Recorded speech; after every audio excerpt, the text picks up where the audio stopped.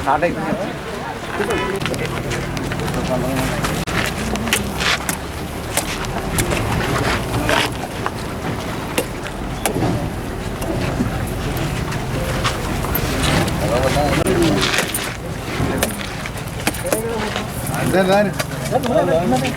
ఇదానికి ఏమైంది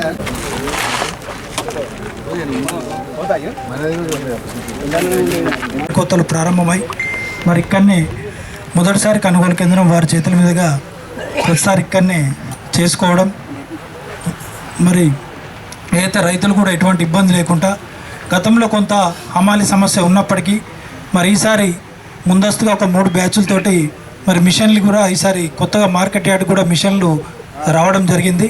మరి ఇక్కడ ఉన్న రైతులకు ఒక పద్ధతి ప్రకారం టోకెన్ ఇస్తూ మరి ఈసారి గతంలో జరిగినటువంటి కాకుండా ఈసారి కొత్తగా ఒక బుక్ ఏర్పాటు చేసి వరి ఎవరైతే కోతలు స్టార్ట్ చేసి పోసిన రోజు టోకెన్ ఇస్తూ ఎవరైతే మ్యాచర్ వచ్చిందో దాని ప్రకారం కూడా ఒక చిట్టి ఇవ్వడం జరుగుతుంది. గతంలో ఎప్పుడు పెట్టలే, ఈసారి ఫస్ట్ సారిగా మరి జేసీ గారు ఆదేశాల మేరకు కలెక్టర్ గారు, జిల్లా కలెక్టర్ గారు చెప్పిన పిమ్మట ఇక్కడే సన్నపట్లు కూడా ఇదే సెంటర్లో కొనుగోలు చేయడం జరుగుతుంది. చుట్టుపక్కల ఉన్నటువంటి గ్రామాల రైతులు కూడా వరి బోనస్, సన్నపట్ల బోనస్తో పాటు ఇక్కడ ఇవ్వడం జరుగుతుంది కనుక అందరూ కూడా సన్నపట్లు, సన్నపు ధాన్య రకాలు కూడా ఇక్కడనే తీసుకోవడం జరుగుతుంది.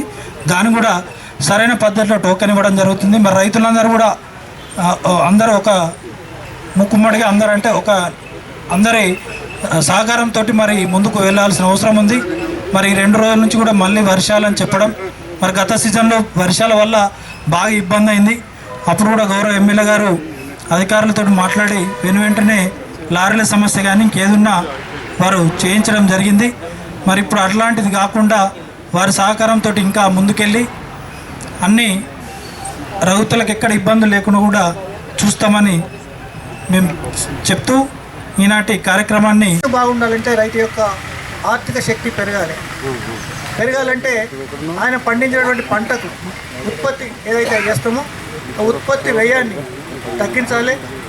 అదేవిధంగా పండించిన పంటకు ప్రభుత్వం ఇచ్చినటువంటి మద్దతు ధర ఇవ్వాలి. ఈ 2 కాన్సెప్ట్లతోని మీకు తెలియదు కాదు, 2004లో గౌరవ ముఖ్యమంత్రి గారు రాజశేఖర రెడ్డి గారు ప్రమాణ స్వీకారం చేసిన రోజే రైతుల యొక్క ఉత్పత్తి వ్యయం తగ్గించాలంటే వారికి నీరు ఉచితంగా ఇవ్వాలి. ఎక్కడైతే ఎస్ఆర్ఎస్పి కాలువలు ఉన్నాయో అవి ఓను తెలంగాణలో ఆనాడు ఆంధ్రప్రదేశ్లో తెలంగాణలో ఎక్కువ బావులు ఉన్నాయి. ఆ బావులకు, వ్యవసాయ బావులకు ఉచిత కరెంట్ ఇవ్వాలనేటువంటి కాన్సెప్ట్ తీసుకొచ్చింది ఆనాటి కాంగ్రెస్ ప్రభుత్వం, గౌరవ ముఖ్యమంత్రి రాజశేఖర రెడ్డి గారు. వీళ్ళ కొన్నా కూడా ఎఫ్సిఐ వాళ్ళకి తీసుకోనప్పుడు మిల్లరు డిఫాల్టర్ అవుతాడు. మిల్లరు మనకి ఇవ్వాల్సిన ధాన్యం ఇవ్వలేకపోతాడు. అప్పుడు ప్రభుత్వం నష్టపోతుంది. ప్రభుత్వం ఎవరు నష్టపోయేదంటే మళ్ళీ మనమే నష్టపోతాం.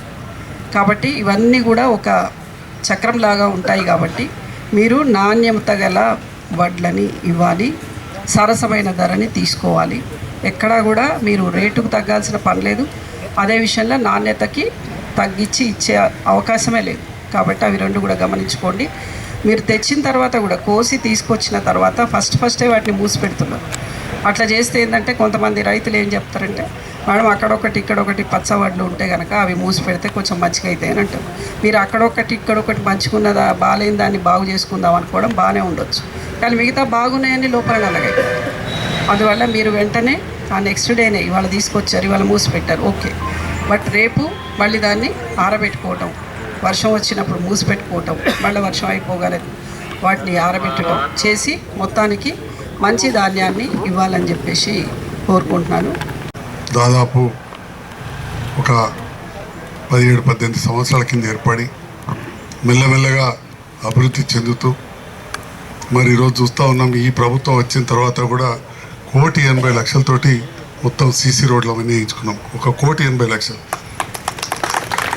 ఇది అతిశయోక్తి కాదు. మీరు అడిగితే చెప్తారు ఏదైనా మార్కెట్కు నిధులు వచ్చినాయి ఈ సంవత్సర కాలంలో అంటే దానికి జగిత్యాలకు అని చెప్పి సందర్భంగా సగర్వంగా చెప్తాను. అప్పుడప్పుడు అందరూ సహాయన రైతు బిడ్డ వారు వెళ్ళడం, అదేవిధంగా తుమ్మల నాగేశ్వరరావు గారు వారు రైతు బిడ్డ వారు కూడా కలవడం, మన సమస్యల పట్ల ఇక్కడున్న ఎంతోమంది పెద్దలు మిత్రుల సహకారంతో అవగాహన పెంచుకొని ఇవన్నీ కూడా అక్కడ ప్రతిపాదించడం, దాంతో వల్ల ఇంత పెద్ద మొత్తంలో ఇప్పుడు నిధులు వచ్చినాయి. గత ప్రభుత్వ హయాంలో కూడా మనం చూసినాం 1,00,000 ఎస్ఎఫ్టీ షెడ్స్ మనం వేసుకున్నాం.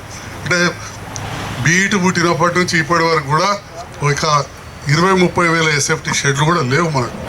అలాంటిది 1,00,000 స్క్వేర్ ఫీట్ షెడ్స్ మనం పెద్ద ఎత్తున వేసుకున్నాం. ఇప్పుడు అలా మనం ఏదైనా ధాన్యం పెట్టుకోవాలన్నా ఎండాకాలం మార్కెట్ కన్నా ఒక్క మామిడే కాదు, నిజంగా మన ఎంటర్ప్రెన్యూర్స్, మన ఫ్రూట్స్ బిజినెస్ చేసేవాళ్ళు, పండ్ల మార్కెట్ నడిపేవాళ్ళు చాలా గొప్పగా ఒక పండ్ల మార్కెట్ చేసుకోవచ్చు. మనం madam director marketing Lakshmibai madam కూడా ఇక్కడ తీసుకొచ్చినాం.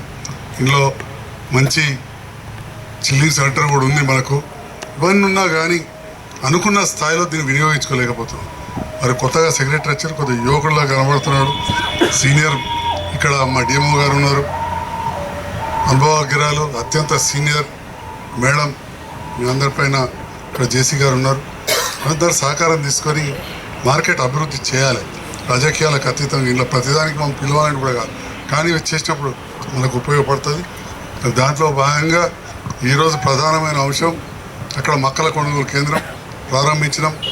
ఇప్పుడు ఇక్కడ వరిధాన్యం కొనుగోలు కేంద్రం 2,389 రూపాయలకు మద్దతు ధరకు మనం కొంటా ఉన్నాం.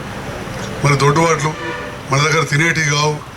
రేపటి నాడు ఇట్లా ఈ ప్రాంత రైతులు ఉన్నారు. ఇప్పుడే జాతీయ రహదారులకు సంబంధించిన డిఈ గారు వచ్చిపోయింది, చూసి ఇప్పుడు మేడం కూడా కల్పించినాను, రవీందర్ రెడ్డి కూడా కల్పించినాను.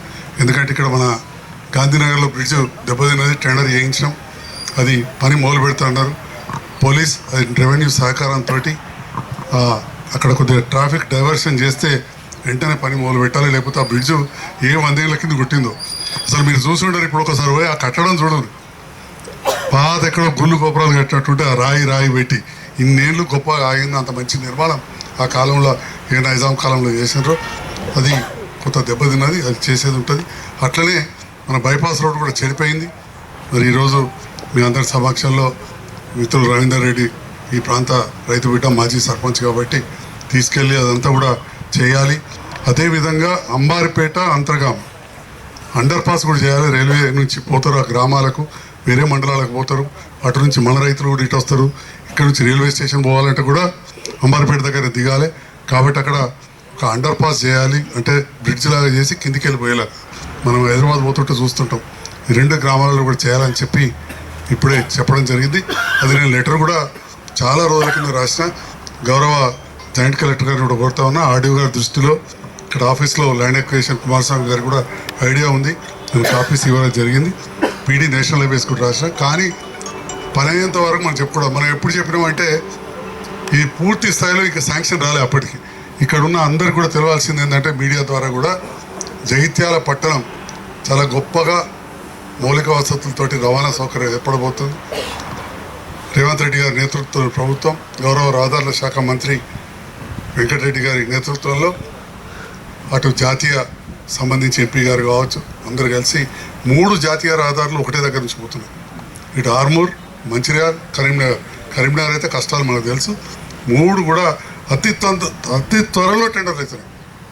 నేను మొన్న ముఖ్యమంత్రి గారు ఆఫీస్కి వెళ్ళినప్పుడు ముఖ్యమంత్రి గారు సీఎంఓలో ఈ రహదారులు చూసే సీనియర్ అధికారి శ్రీనివాసరాజు గారు ప్రత్యేకంగా చెప్పిన దాదాపు 800 కోట్లతోటి మీ దగ్గర రహదారులు అవుతున్నాయి డాక్టర్ సాబ్, కంగ్రాచులేషన్. కాబట్టి ఆ సందర్భంలో మళ్ళీ ఒకసారి కూడా మనం అశ్రద్ధ చేయకుండా చేసుకోవాలి. తమ్ముడు తిప్పనపేట సర్పంచ్ ఉన్నాడు గంగాధర్, బ్రహ్మాండమైన 4 లేన్ల రహదారి, రాజకీయాలకు అతీతంగా కరీంనగర్ పోయినాం, ఢిల్లీకి పోయినాం, ఎంపీ గారిని కలిసినాం, ఎంపీ గారు అవన్నీ ప్రతిపాదించారు, సంతోషం. ప్రతి కాడ రాజకీయాలు అవసరం లేదు, మళ్ళీ ఎలక్షన్లు అప్పుడు చూసుకోవచ్చు. సో దాన్ని కూడా టెండర్లు దానిక కూడా వస్తున్నది, అంతా కూడా చూస్తున్నాం. బ్రహ్మాండంగా చలిగాల రహదారి ఎట్లయితుందో అట్లనే ఇంక ఇది సెంట్రల్ రేటింగ్ కూడా అవుతుంది. పైప్ లైన్ కూడా షిఫ్టింగ్కు మున్సిపల్ అధికారులు ఇవన్నీ కూడా చర్యలు తీసుకుంటా ఉన్నారు ఎస్కేఎన్ఆర్ నుంచి. మరి ఆ ప్రాంత నాయకులుగా మీరు కూడా కొంత ఫాలోఅప్ చేసి, ఇలా చిన్న చిన్న సమస్యలు వస్తాయి. ఒక చిన్న చెట్టు తీయాలంటే వాళ్ళు వద్దంటారు, చిన్న డబ్బా తీయాలంటే వద్దంటారు. ఒప్పించి మెప్పించారు, ఎంకరేజ్ జరిపించారు. కానీ ఈ కార్యక్రమాలు చేసుకోవాలని కోరుతూ, మరి వరిధాన్యం కొనుగోలు కేంద్రం సవ్యంగా సాగాలని, తప్పకుండా కేంద్ర ప్రభుత్వం సహకరించి మన ధాన్యం అంతా కొనాలని కోరుతూ, మనం కూడా ఎఫ్సిఐ గైడ్లైన్స్ ప్రకారం మేడం చెప్పినట్టు రైతులు కూడా పూర్తి స్థాయిలో సహకరించాలి. ఇక్కడ పోసిపోయినాం కదా ఇక మైపాల్ రెడ్డి చూసుకుంటాడో మా గంగన్న చూసుకుంటాడు డైరెక్టర్ అని అనుకోవద్దు. ఇది వెనుకటికి వెళ్ళి కూడా కళ్ళాల మీద వాటికి పోతే మనకు కావాలి ఉన్నాయి. అప్పుడైతే బంతులు కట్టుడు, సడన్ కొట్టుడు, బంతులు కట్టుడు ఎన్ని ఉండే కథలు అవన్నీ చూసినాం కళ్ళారా. ఏదో గాలికి వచ్చిన నాయకుడిని కాదు. బొరాలలో పోసుకొని ఎడ్లు గుంజంగా పట్టుకొచ్చి ఆరబోసుకొని బీట్లలోకి తెచ్చి ఇవన్నీ చూసినాయి. ఇవాళ మిషనరీ వచ్చింది, చాలా అలకగా అయింది. అట్లీస్ట్ ఇక్కడికి తెచ్చినాక తూకమై పోయేదానికైనా మనం కొద్దిగా కాపలా పట్టే మంచిది. లేకపోతే ఒక మార్కెటింగ్ వాళ్ళే మొత్తం చేయలేరు. ఎన్నోసార్లు వానలు పడ్డప్పుడు చూసాం. అప్పుడప్పుడు చెడగొట్టు వానలు పడతాయి. సీజన్ అయిపోయింది, నైరుతి ఋతుపవనాలు వెళ్ళిపోయినాయి, కానీ చెడగొట్టు వానలు పడతాయి. ఆ చెడగొట్టు వానలు పడ్డప్పుడు రైతు ఉండాలి. ఓసారి చూసే వరకు రైతు రాని ఇస్తారు. ఇక పక్కోళ్ళకి అప్పుడో లేకపోతే వీళ్ళకి అప్పుడో లేకపోతే తడుసులో ఉంటుంది. తడిసినాక బాధ అనిపిస్తుంది. మా పాత్రికేయులు వస్తారు, ఫోటో తీసి అలా పెడతారు బాధ. సో కానీ అల్టిమేట్గా నష్టపోయేది రైతే. అలాంటివి జరగకుండా చూసుకోవాలని చెప్పి కూడా తెలియజేస్తూ, ముఖ్యంగా రైతుల కోసం అన్నీ కూడా ఇక్కడ వసతులు ఏర్పాటు చేయాలి. రైతన్నలు ఉంటారు కాబట్టి మా సెక్రటరీ గారు బాత్రూమ్లు కావచ్చు, మంచినీళ్ళు కావచ్చు, ఇవన్నీ కూడా ఏర్పాటు చేయాలని చెప్పి కోరుతూ, దాంతో ఇక్కడ ఇంతకుముందు అక్కడ పోయినప్పుడు ఇక్కడ కూడా ట్రేడర్స్కు షాపులు అవన్నీ ఏర్పాటు చేస్తే ఇక్కడ పూర్తి స్థాయిలో మార్కెట్ చేస్తామని చెప్పి అంటా ఉన్నారు. దానికి ప్రతిపాదన కూడా పంపించాల్సిందిగా నేను డిఎంఓ గారిని అందరినీ కూడా కోరుతా ఉన్నా. ఎందుకంటే ఎట్లయితే 1,80,00,000 రూపాయలు ఈ రోడ్లకు ఇచ్చిండ్రో అట్లనే 1 కోటి 2 కోట్లు తీసుకొస్తే అవన్నీ కూడా పూర్తయిపోతాయి. నా వంతుగా ఆ ప్రయత్నం చేస్తానని చెప్పి తెలియజేస్తున్నాను.